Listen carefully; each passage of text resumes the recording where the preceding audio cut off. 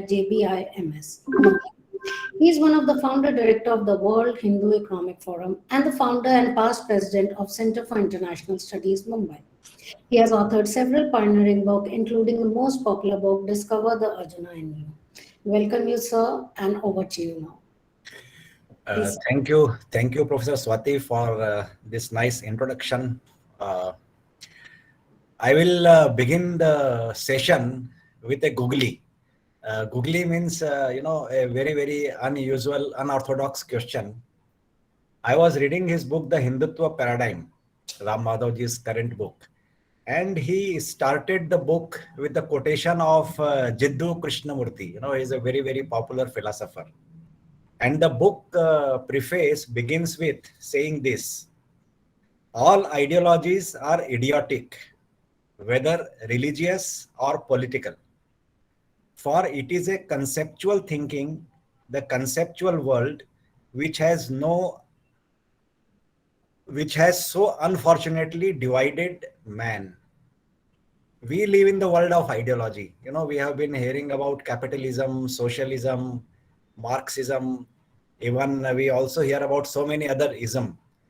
So when we begin a book on the Hindutva paradigm with this, quotation, I would like to know what was in your mind when you started your book on Hindutva paradigm with this quotation. Oh, thank you, Professor Modh, and thank you, Swati Singhji, for inviting me for this session. At the very outset, let me make it clear that I fully stand by the view that Hindutva is not at all an ideology. Ideologies are all certain conceptual frameworks developed by certain individuals.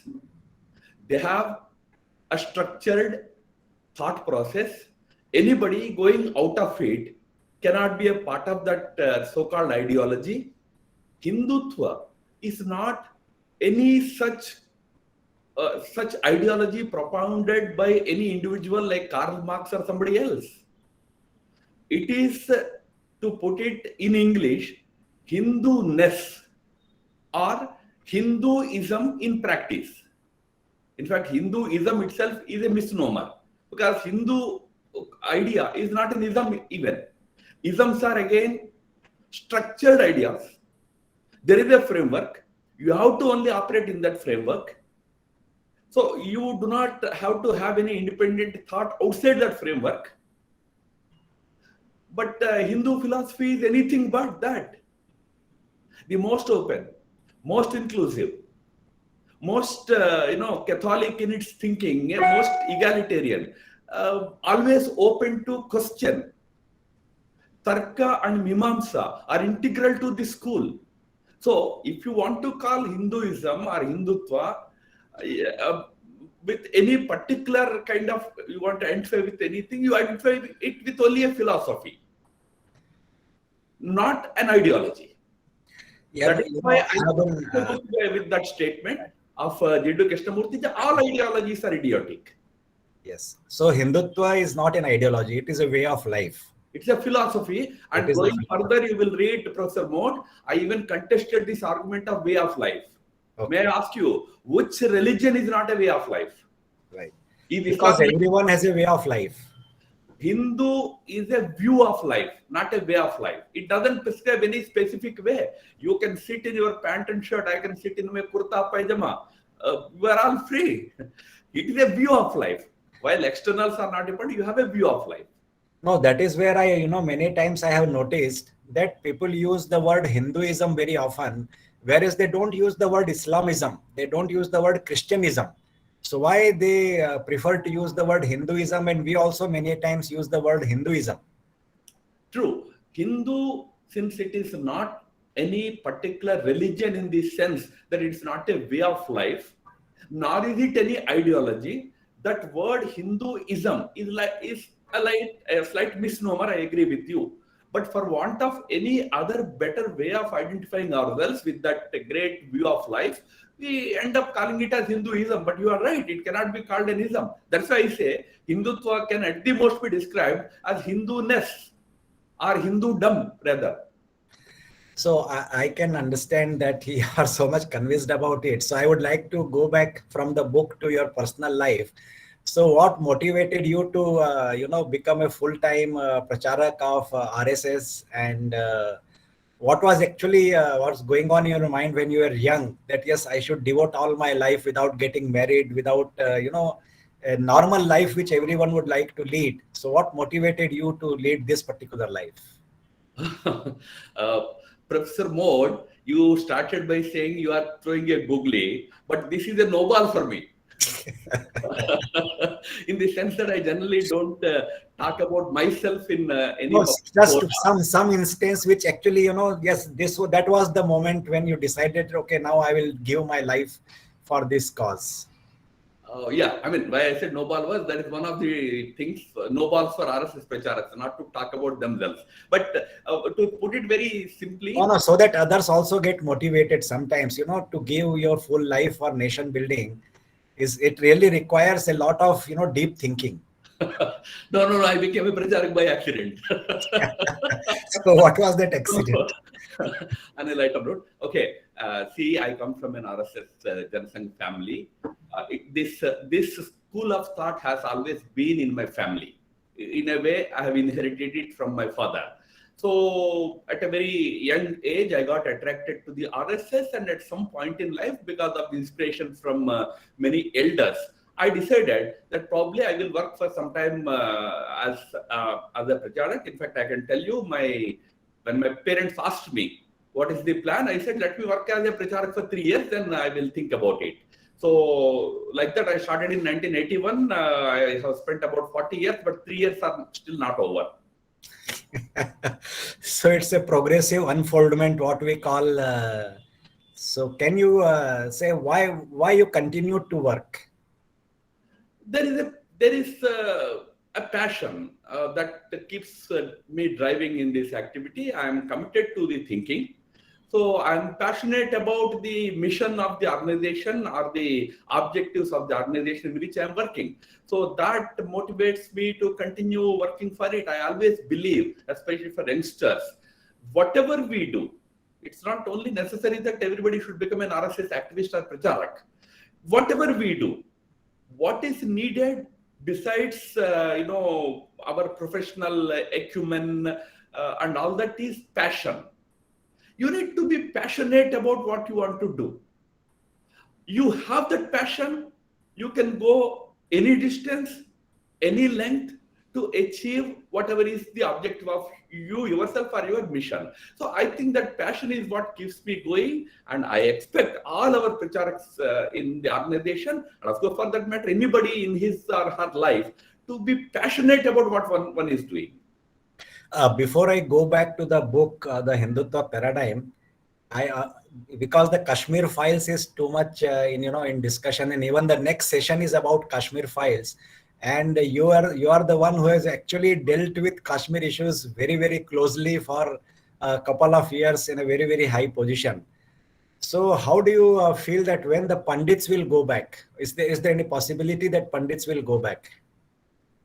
Uh, Kashmir Files, I have not watched that movie yet. I could not find time to go and watch it. But whatever I have heard from the reviewers or those who have watched it is a very heart-wrenching narrative of the sufferings or of the plight that the Kashmiri Hindu community had endured during the late 80s and early 90s of the last century.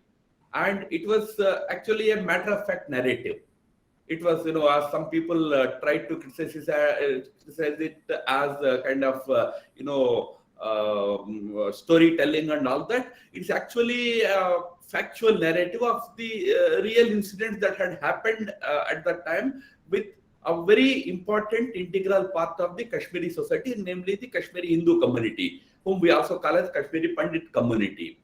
To that extent, I think Kashmir Files will fill in an important gap that existed in actually highlighting the story of our Kashmiri Pandit, their sufferings, in a very first-hand narrative, through a first-hand narrative.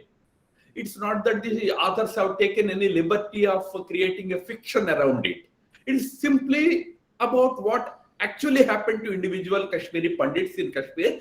It will that way help in chronicling real historical, injustices that have happened to them. Although earlier also a few efforts in that direction have been made. For example, in 1993, immediately 2 years after the Exodus, when the whole situation was very fresh, when the sufferings were very real, at that time, Mr. Ashok Pandit, another very wonderful producer in Bollywood industry, had come out with a heart-wrenching documentary called "And the World Remained Silent." But it's a so wonderfully made documentary, made immediately 2 years after the incident. He afterwards came out with a movie also with Kashmiri Pandit situation in the background. And today, Mr. Agnihotri's movie has again introduced us to those sufferings of the Pandit community. Now, the bigger question here is what you are raising. It's okay to narrate the story again and again. As I said, it started in 93 in the Bollywood. It is continuing. Fair enough, we should continue to do that. But the bigger question is, how do we render justice to the Pandits? Going back, not going back is a decision, partly also with Pandits. Partly, governments have to facilitate their return. One important concern that we all had was, for going back, it's not just about giving them some jobs or some housing to go back. We should be in a position to provide security and dignity. Both should be available. Then only those Pandits who want to go back can even think in terms of going back. Ideally speaking, they should be able to go back to their old villages from where they had to leave, they had to migrate. But is that possible today? I would say it's very difficult. But at least plans have been drafted to create certain settlements for Pandits, certain housing accommodation, exclusive accommodation for Pandits in 4 or 5 places in Kashmir Valley. This process began when a BJP-PDP government came into power in 2015.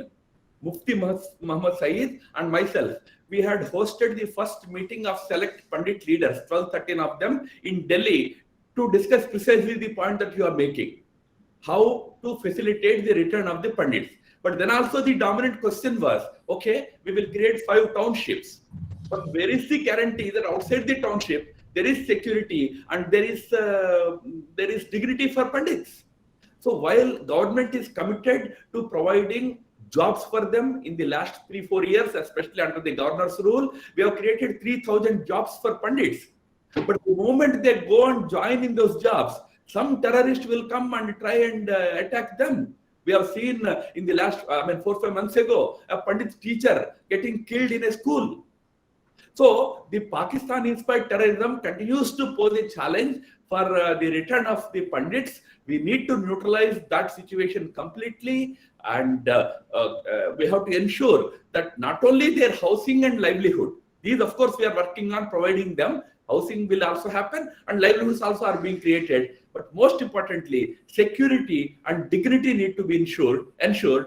Towards that, a lot of work is happening. I'm sure, through government sustained efforts, very soon we will find more and more Pandits going back. They should take up jobs, they should take up their professions, and at some point they should get back their lands, their houses, which they had to leave in distress. Yeah, actually, Kashmir has also been the seat of the whole Hindu religion, Hindu philosophy, Hindu dharma, and right from Abhinav Gupta and so many other scholars have been there in Kashmir who have actually propounded and propagated Hindu dharma. And that is where I come to the 4 Purusharth and Din Dayal Upadhyay's integral humanism, which has been the focus of your book. So, could you tell us, can you tell us about this Din Dayalji's integral humanism and what attracted you to this whole philosophy and how it is very, very relevant to us in modern India? Oh, yes, sure. Before that, let me just make one small observation. Since you mentioned about Kashmiri Hinduism, Kashmiri Shaivism, the Shaivist philosophy of Hinduism was very much prevalent in Kashmir until the middle of the last millennium until 1500s or so. This has been the dominant philosophical tradition in Kashmir. Kashmir's Islam is actually only a 300-400-year-old superstructure over an essentially Shaivite cultural ethos of Kashmir. And Kashmir's Hindu ethos, or for that matter, Kashmiri Shaivite ethos, is millennia old. So that is why, broadly speaking, Kashmir's Islam is also layered, not a very Wahhabist type of Islam, it's a layered Islam. So it had a Sufi layer underneath it. Underneath that, you will find a lot of influence of Kashmir Shaivism also. It's actually a very syncretic thing. Unfortunately, in the last 3-4 decades, radicalist forces have taken over that part of our beautiful country and tried to inject a version of Islam, which is very medieval, very intolerant, and against the very Sufi ethos of Kashmir Islam itself. So Kashmiris, on one hand, are also fighting against this Wahhabization of their own brand of Islam. That being a matter of fact question about Kashmir. Coming to integral humanism, I would like to say that even Deen Dayal himself was very categorical that integral humanism is not a very new ideology that he was propounding, like Marxism or like socialism or communism. He was not propounding any new ism, new ideology. That's why he never called it integral humanism per se. He only said Ekatma Manava Darshan. Darshan is philosophy again. And this philosophy is actually the 20th century interpretation of ancient Hindu worldview. Hindu philosophy has had a great worldview. When I say worldview, how you look at nature, how you look at man, how you look at God, how you look at interpersonal relations, how you look at universe, how you look at creation. This is what I mean by worldview. We have a worldview. How? How do I look at it? That worldview, Deen Dayal had tried to interpret to suit the 20th century times. Especially his emphasis was that since we became independent in 1947, now we should apply our own wisdom of millennia. We are an ancient society with great civilizational wisdom. Can we apply it to our independent life? That was his whole emphasis. So his integral humanism was the application of India's age-old Sanatana Dharma philosophy to the present day Bharat, present day India. He tried to present it as an alternative to the then prevailing other philosophies or ideologies like communism, socialism, which were dominating the Indian thought also at that time. He said, no, you don't have to look up to those philosophies. Why not we have our own philosophy and build our own institutions? That was the whole purpose. Why I got attracted was one simple statement. Deen Dayal had tried to highlight it in 1960s, but unfortunately, he met with an untimely death. He died before he could really make it a big philosophical discourse in the country. Subsequently, that philosophical outlook could not be taken up in a big way. But I believe that as we are entering a new world order post the COVID pandemic, it is better that we turn to some of those thoughts and see if we can implement them in our new institution building. You are in education. Can we implement some of those ideas in our education sphere? Those are the kind of things we can expect from integral humanist philosophy. No, that is why we are having this conversation, because we may not have this as a part of the syllabus as a credit course. But, we have always been hearing about leftism, communism, capitalism. And then here we have a Hindu thought, what we call Hindutva, and the way of doing business, the way of governing the society, the way of dealing with each other. And we say that this is there since thousands of years. And we also have this concept of Rashtra, which is different than the European concept of nation. Even in your book, you have given a chapter or two to discuss about this Rashtra and nation. So this Rashtra is a continuous flowing concept, whereas nation is a new concept in European philosophy. So how do we link this new nation building way of Deen Dayal ji and this concept of Rashtra, and what this today's war of Ukraine and Russia to expand the nation's boundaries is actually creating this trouble in the whole world. So how do we reconcile and actually understand the global phenomena with this concept of Rashtra and nation? See, in the world, in the last century, a number of new nation states came into existence. The political science teachers in your institution also would be teaching about how the African states were created out of an agreement between the colonial powers. The British, the French, and others sat together and created difficult geographical boundaries for 50 African states. So, like that, in Western Europe, in Eastern Europe, nation states came into existence. The Western discourse assumes that those nation states are the only nations in the world. But the problem is those nation states were very arbitrarily created, randomly created. Now, as I told you, the African nation states, when they were created, none of the leaders of African national communities were actually consulted. Nations were created. So, the kind of clashes you find today in African countries are also a result of this ad hocism, this arbitrariness in creating nations. Then to assume that that is what is a nation is also a very false understanding of the Westerners about nation and nation state. In our part of the world, whether you take the case of India, you take the case of China, you take the case of even countries like Japan, Korea, these are all countries with long histories. They existed as nations for millennia. Take our case. We have been there for not less than 5 millennia. It is not as though because of any political rule that we were one. No, India never was under one political suzerainty or sovereignty until probably the British came. Even British could not have their sovereignty over entire India. But India always remained one nation.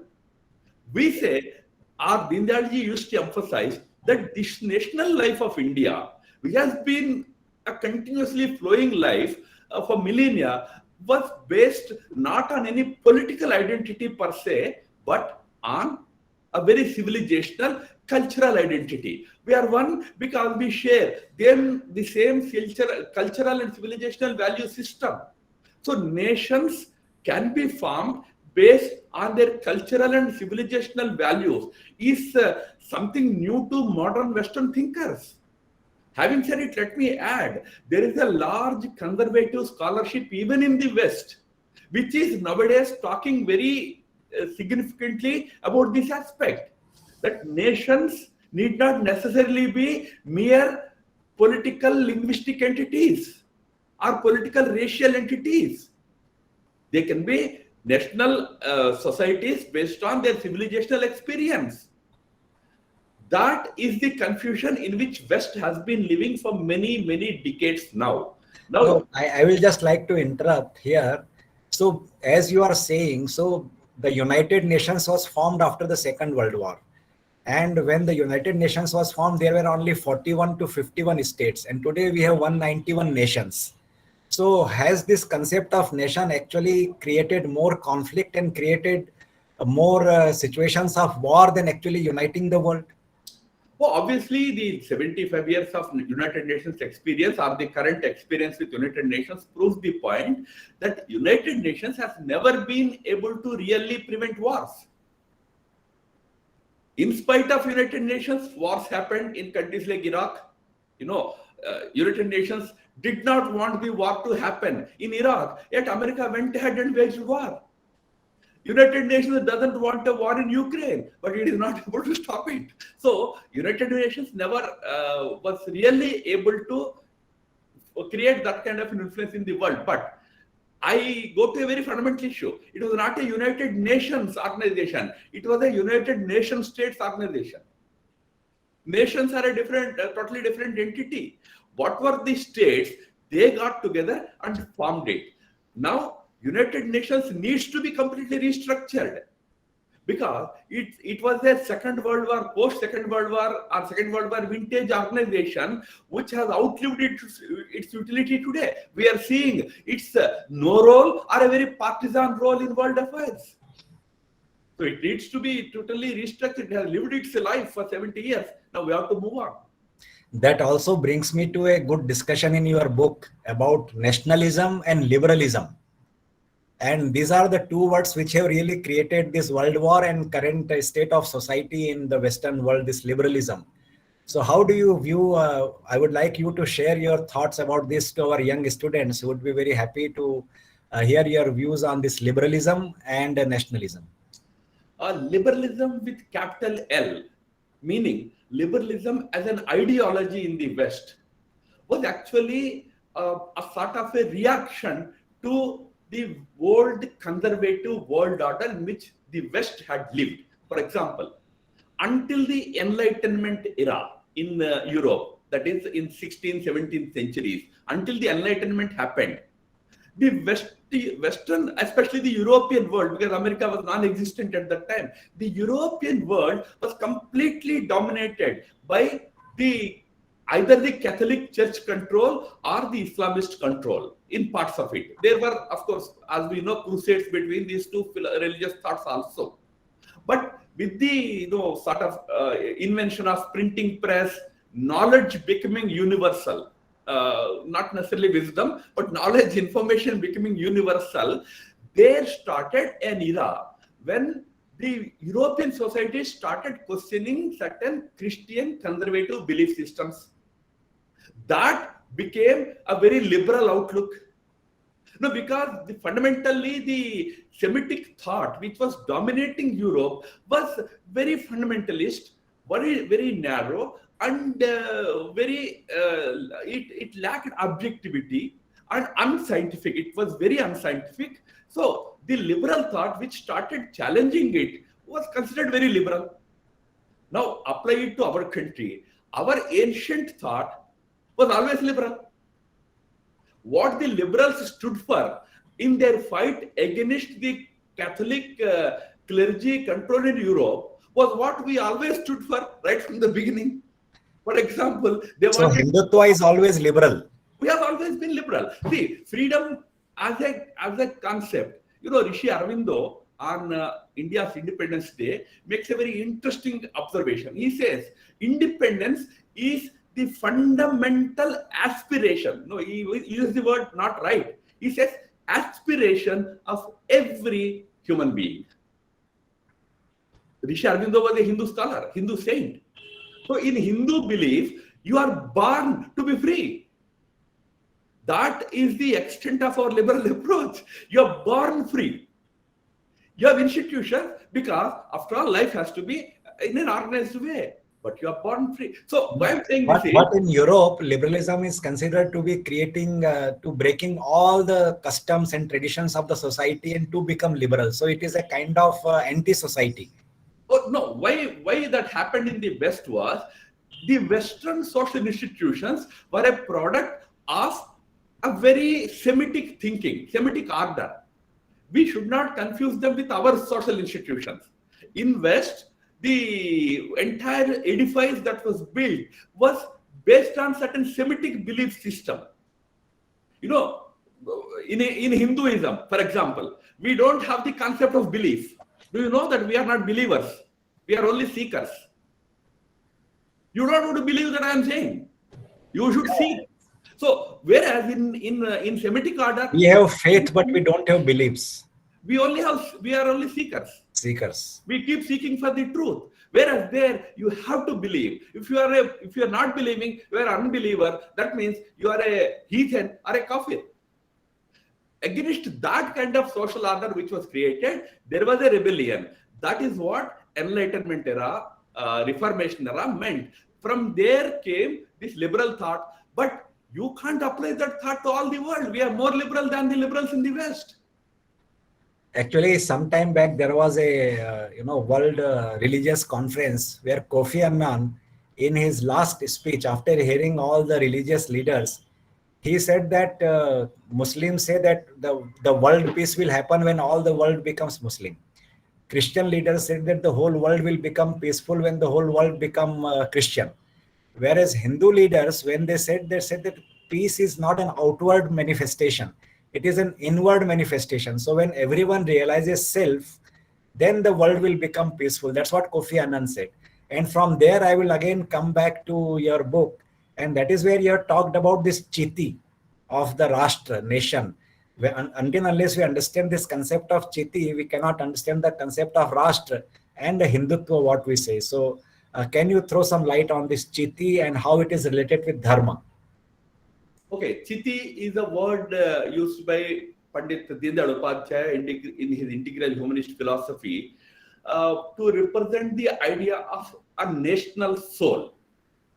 There was a very interesting debate in Europe as to whether, like individuals, nations also do have a soul.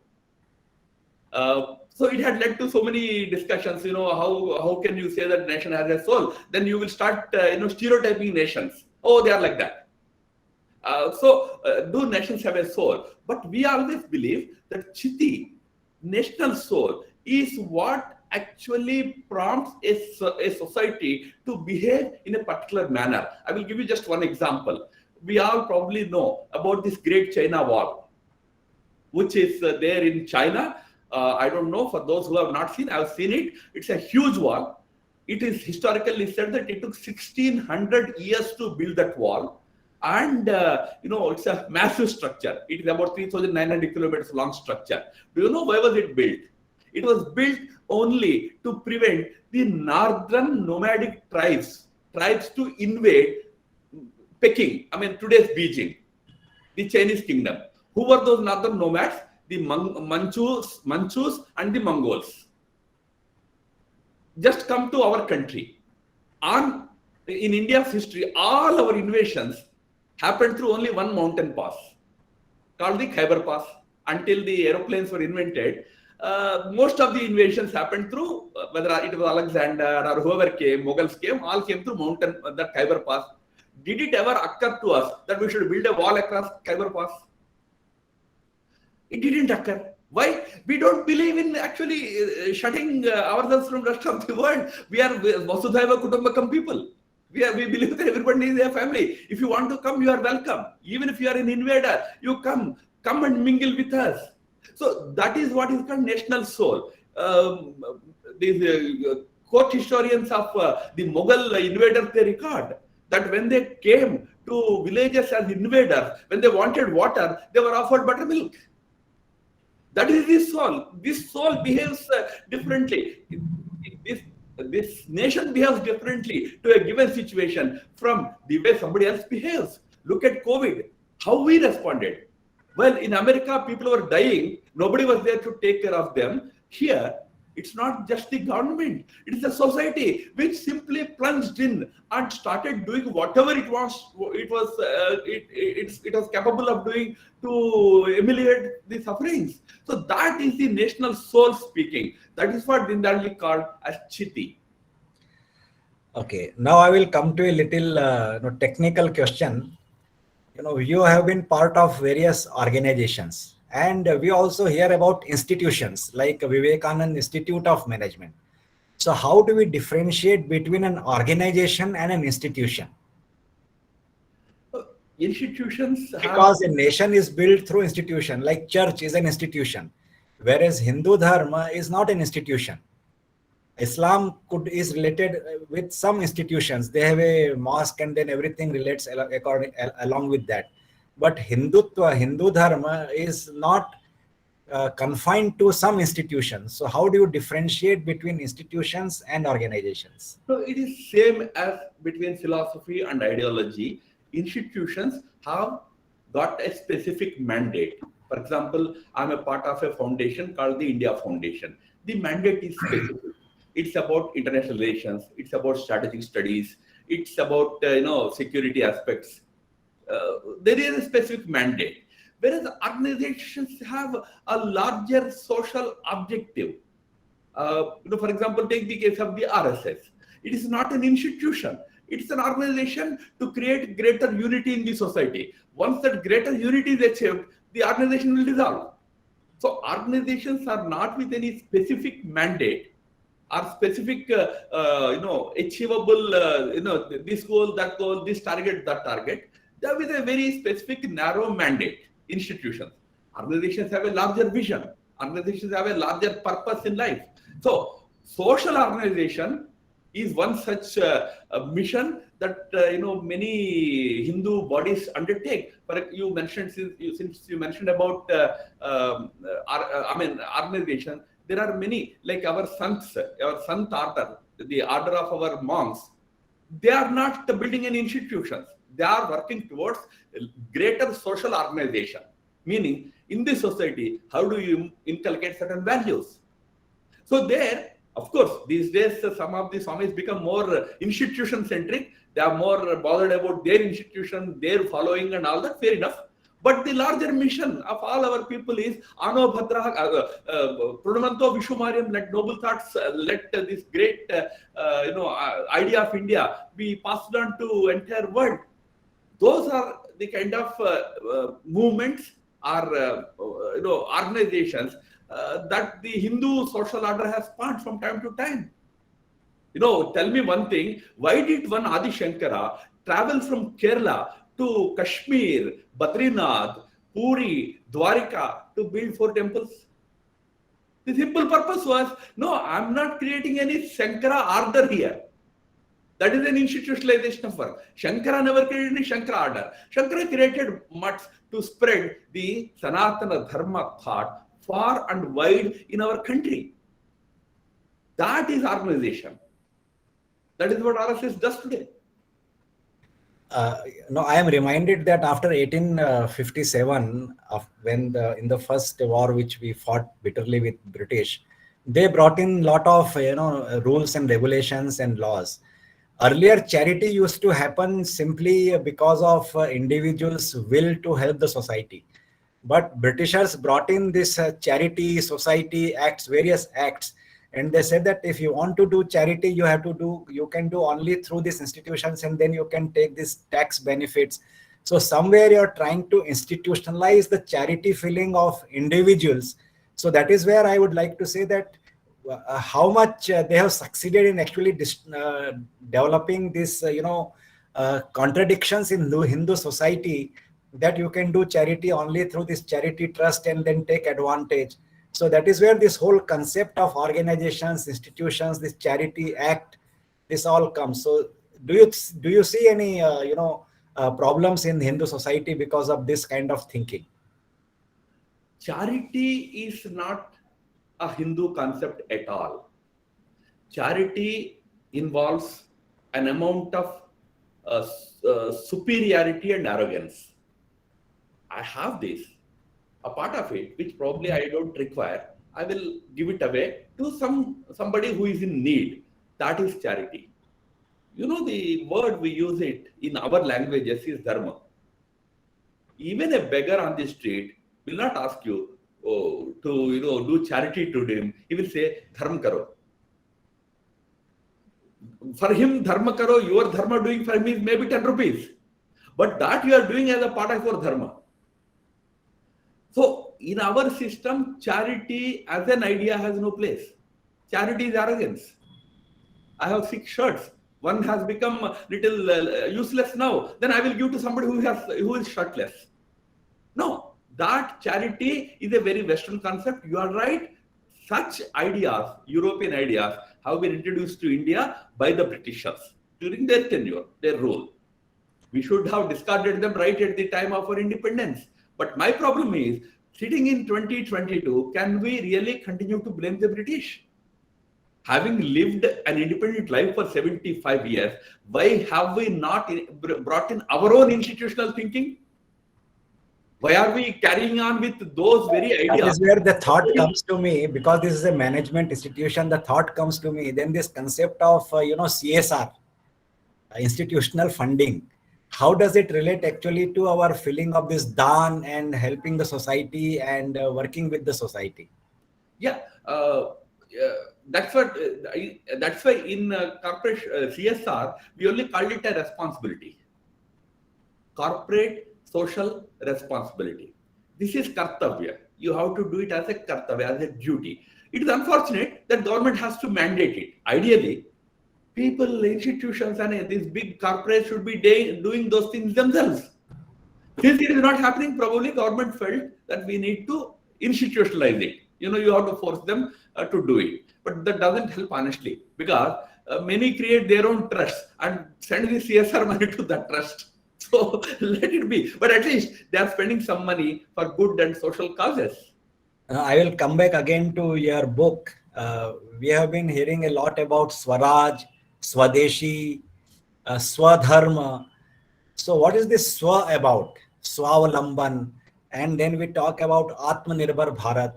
So can you throw some light on this concept of Swa? We are also celebrating 75 years of Swaraj. So what is this concept of Swa and how it is related with Dindayalji Upadhyay's integral humanism? Oh, yes, the entire fight for India's independence was for two things. One was for Swaraj, meaning we want to rule ourselves. Let we be the rulers of our society, not somebody coming from 6,000 miles. Swaraj, that was one mission. But remember, equal important mission at that time was Swatantra. Swatantra meaning we will have our own way of ruling ourselves. What happened in 1947 was we secured Swaraj, but was it really Swatantra? Is still a big question mark to answer for all of us. Just how you mentioned about how we continued to follow the British model in all our governance. No, even this police system, judicial system, even the Supreme Court judge has said that we need to follow our own judicial system. But when do we have our Swatantra, actually? So we should have started that journey in 1947 itself. But unfortunately, in the first few years, we could not do that because the then rulership was under the big arm of the European ideas like secularism, socialism, etc., etc. So they decided that let us carry on with those ideas. There is nothing much to learn from our ancient Indian wisdom and all that. But it's not the case with other countries. Like, for example, take the case of Israel, which also became independent 6 to 8 months after our independence. They became independent in April 1948. But from day one, they decided they will have their own institutions, their own systems and institutions. They actually brought in Hebrew as their national language. We could not do that. As a result, today you and me are conversing in a foreign language, the British language, English. Because I would have preferred to speak in Hindi, but the medium of instruction in our institution is English. No, I'm not against English, but I'm saying the requirement needed for a country like India of developing one common lingua franca also could not be attended to at the time of independence. We could have easily done that. We tried half-heartedly for Hindi. There was an opposition from the south. We had given it up. Nehru's famous speech in 1956 in Parliament was, no question of imposing Hindi. It is just that we thought you will learn. If you don't want to learn, don't learn it. So we could not come to one understanding about what should be our national language also. So coming back to your point, we could not do that then. Can we also think about at least doing a few things now? For that, one prerequisite is, first of all, we should give up this thinking that all our ancient or all our wisdom is useless in the 21st century. No, it is not. Many of our ideas are returning even in Europe and West. They are now returning to these ideas, whether it is state creation, building of nations, building of states, or managing environment, anything and everything, they are turning to Indian wisdom. And we are here saying, no, what we have is useless. No, we have an ideal form of governance called Ramarajya. And today's world is about democracy, and America also many times in the name of democracy interferes in many countries that they don't follow democracy. So in your book, you have talked about concept of democracy, Dharmarajya, Ramarajya. So I'd like to discuss more about what is actually you're talking about. No, democracy per se is not bad. I described it as dharmocracy for India. Yeah, dharmocracy should become dharmocracy. What is demos? Demos is a Greek word meaning people. Democracy, the origin of which is ancient Western classical European thought, was about people being the masters of their fate. That was the democracy all about. So democracy per se is nothing wrong, is not bad. But when you apply to different societies, It will take different form. In India, it should take the form of democracy. Democracy, generally in political science, if you ask your political science teachers, they teach it as by the people, of the people, and for the people. But what is happening today in the name of democracy is it's only for the people. It is neither by the people nor of the people. It's not of the people because those who win elections don't form governments. 3 losers will come together and form the government. So it is not of the people. I mean, what people wanted was not the government. Yeah, we are sitting in Maharashtra where some parties were elected to power and some other people formed the government. Like 3 failed students coming together and say, together we have 60%, this fellow has only 55%, so I have the first class. So that is the kind of democracy we are practicing. Where is of the people? But another bigger threat that is happening in any number of states in India is, it is even not by the people. It is only for the people. Whatever you ask, I give you in return for my vote. Give me vote, take money. Yeah. Free tickets to women travelers in Delhi. Anything and everything. Yeah. Everything and everything. So will that model succeed in Bharat? No, this model is not succeeding anywhere in the world today, remember. Everywhere democracies are under great stress today. I just returned from France. I was in Paris. There, the elections are going to happen 2 weeks from now. One of the big debates is the people's will being reflected in our democratic model? So democracies are now becoming under stress because people are challenging the institutionalized, democratic institutions, which is a good sign. It's happening in India also. Greater enlightened citizenship is the only guarantee for a mature functioning of democracy. Democracy becoming democracy. One important point I make and stop. For a real democracy, the state's role should be limited. Demos is not state, demos is people. People's role should increase. But today, governments increasingly make an effort to have their say in everything, anything and everything. That has to change. People should have greater control. People's organizations should do things. Okay, from politics, I will again move to social issues. You have talked about feminism and the concept of Western feminism and the way we have looked at it in Bharat. So would you elaborate on that? Because I have been watching, on OTT platform, lot of, Netflix and Prime Video series. And there I find that if you look at the society of Britain or America or Canada 100 years back, women were treated as a property. And that is where they revolted against the main system, and that was feminism there. But that concept of feminism does not hold true in India, in Bharat. But still there are feminist, activists who would like to impose similar kind of concept. You have talked something about feminism in your book. I would like to know your views on this. No, you are very right, Professor Modh. The Western society, the way it evolved in the last, I would say 3,000 years. Why I'm saying 3,000 years is this evolution began with the Greek societies before Aristotle. If you read Iliad, Homer's Iliad and all, that is where you see a particular type of social thinking evolving in Greek societies. From there to Semitism, which came in the first, with the rise of Christianity and then Islam and all that. See, they created a situation in the West, especially in Europe, where women became a sort of secondary human being. They were not even equal to men. Equal not in political sense, but even biological sense. They were treated. No, they said the women is the property of man. That's how they have been talking about in many series I have seen. No, that was much later. But the original idea was they were equal to brutes. Animals. They cannot be considered equal to humans for the simple reason that they were created out of the rib of the man. So they cannot be humans. They can only be treated as animals. That was the kind of thinking that existed until I'm talking about not 2,000 years ago, until 15th, 16th century.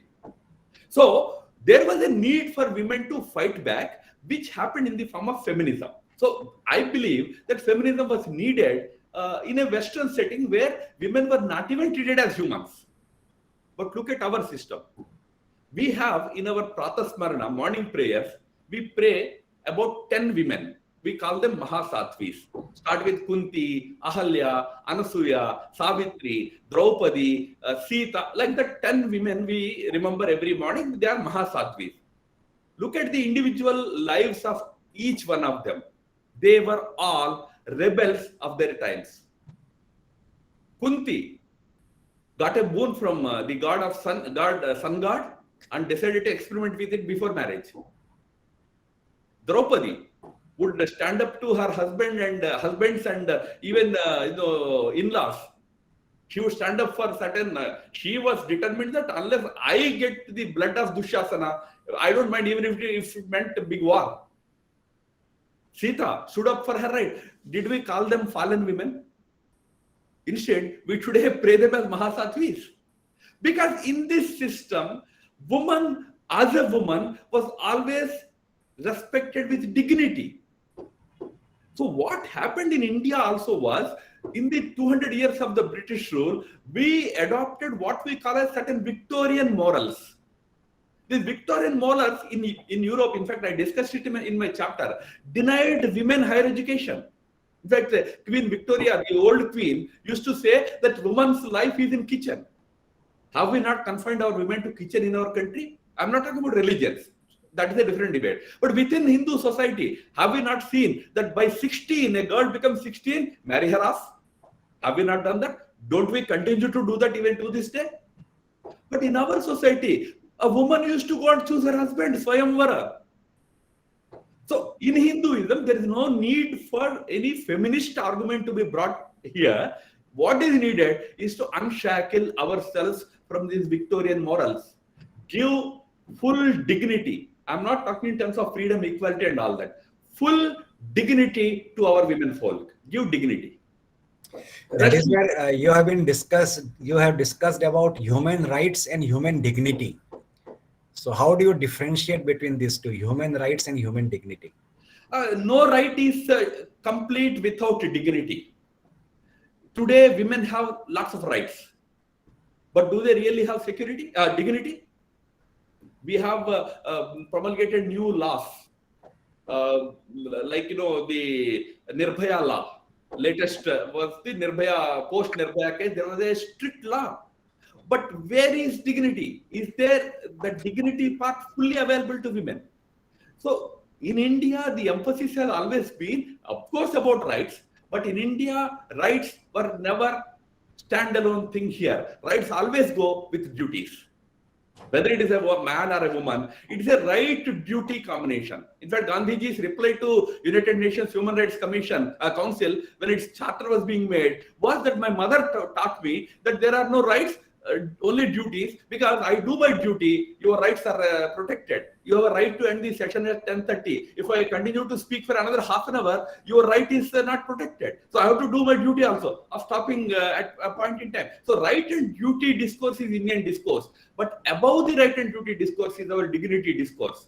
We consider every human being as a dignified creation. That's why we say, Amrutasya putraha vayam. We are all sons immortal. Sons means sons and daughters immortal. English में son daughter होता है. हमारे यहाँ एक we are immortal. We are all divinity manifestation. So that is how we should look at dignity aspect of it. I think we should end this conversation at this high note that we are all अमृतस्य पुत्र. और पुत्र जो है वो उसका meaning पुत्र और पुत्री दोनों में इंक्लूडेड है. ऐसा नहीं कि पुत्र बोला इसका मतलब पुत्री नहीं है.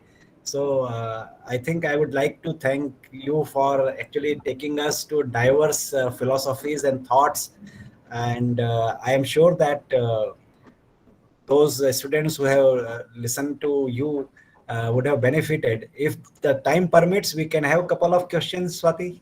Yes, sir. We can have one or two. Okay. So if there is anyone who want to ask questions to Ram Madhavji. You can open your mic and ask, or you can put it in the chat. You can put in the chat box. Are there any questions?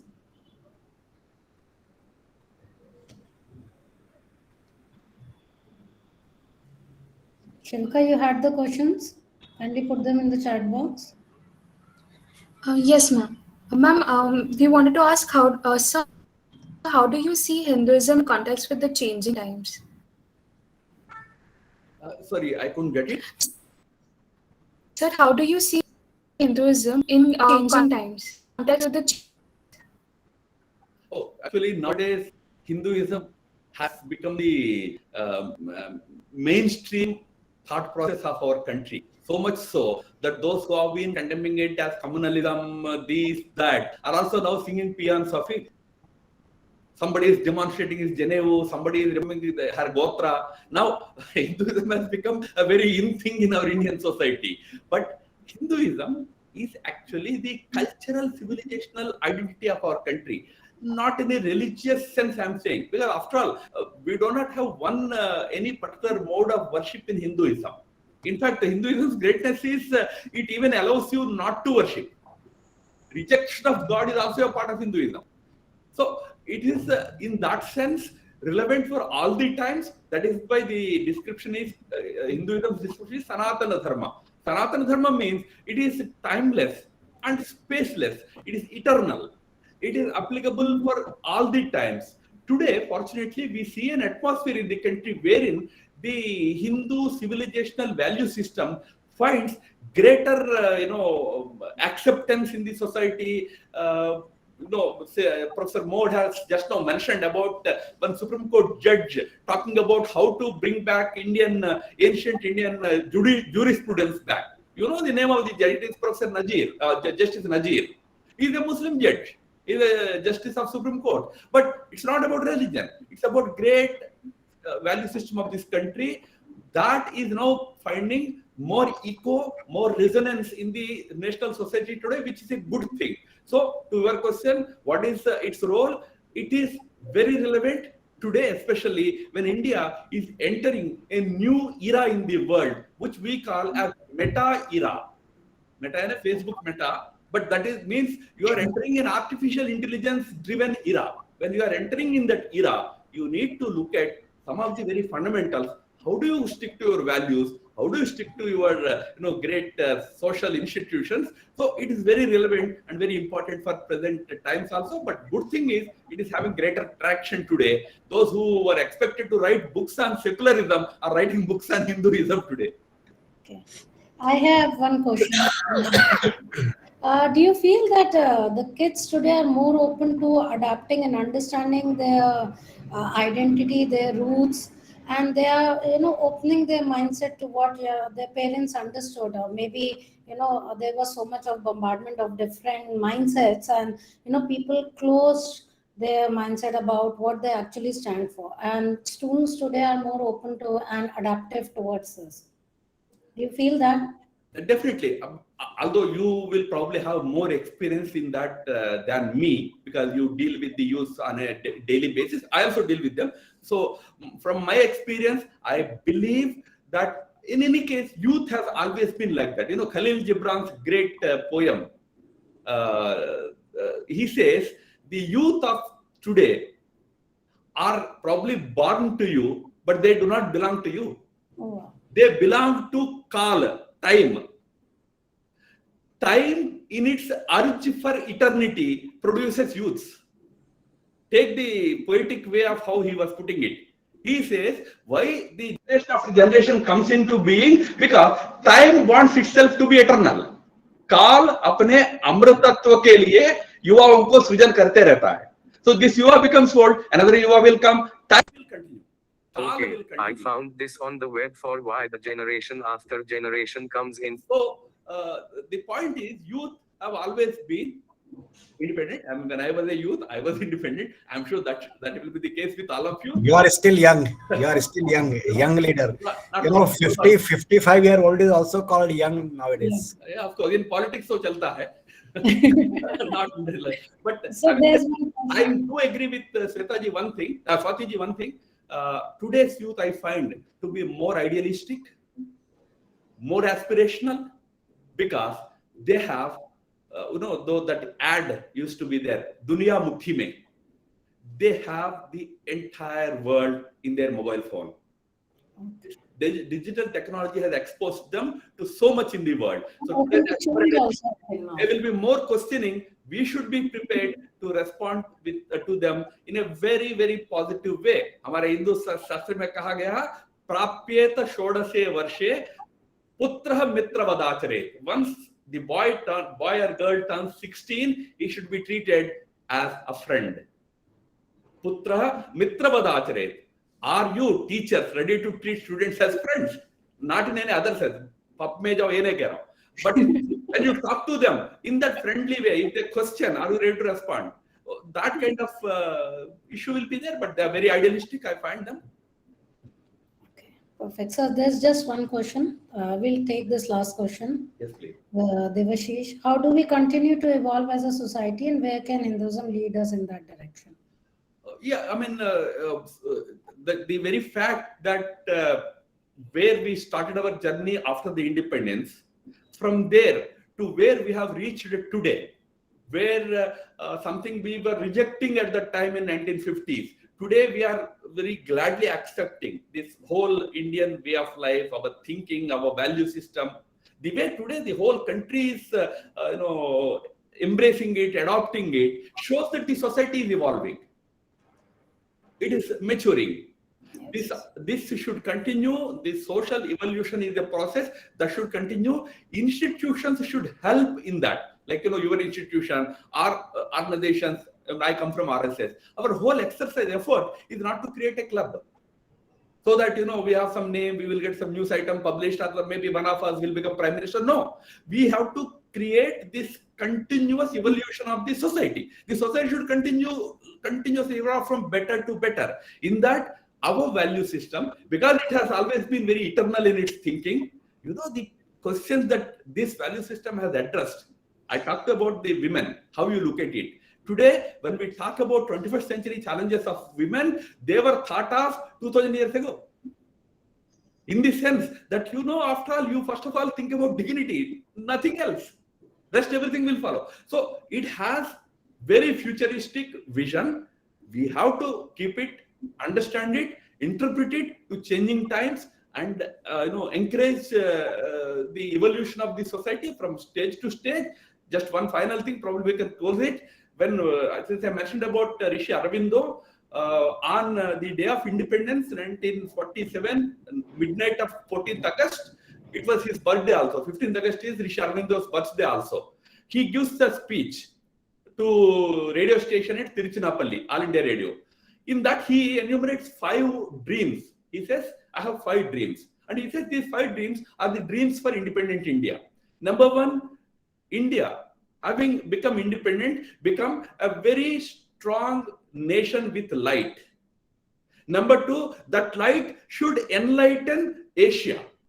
Because he talked about Asia because he believed that we all belong to the same worldview. Asia is, although a continent, shares the same Buddhist Hindu worldview. Asia is either Buddhist or Hindu. There are only 2. There are some superstructures, but otherwise it is. So this Asian continent should get this light. Then finally, this light should liberate the entire world. The world should be completely liberated. There should not be any slavery anywhere in the world. 4th, the entire world should get enlightened. Not just liberated, enlightened by the Indian wisdom, spiritual wisdom. And the 5th stage he talks about is the ultimate stage is creating heaven on earth. He says there is no heaven outside. Heaven is when you elevate the society to that level. That is heaven. So you need to create a super universe. For that, you need to create superhumans. This is what he says. So our evolution should end with creating superhumans. Not the Batman and the Spider-Man. The evolved human beings, very well evolved human beings. So that should be the process which should continue. Yes. Modh.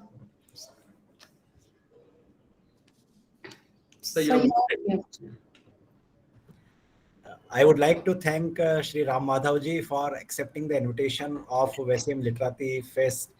And we have begun the literature festival with a very illuminating note. And I am sure that the rest of the sessions will also be as useful and informative to all the students.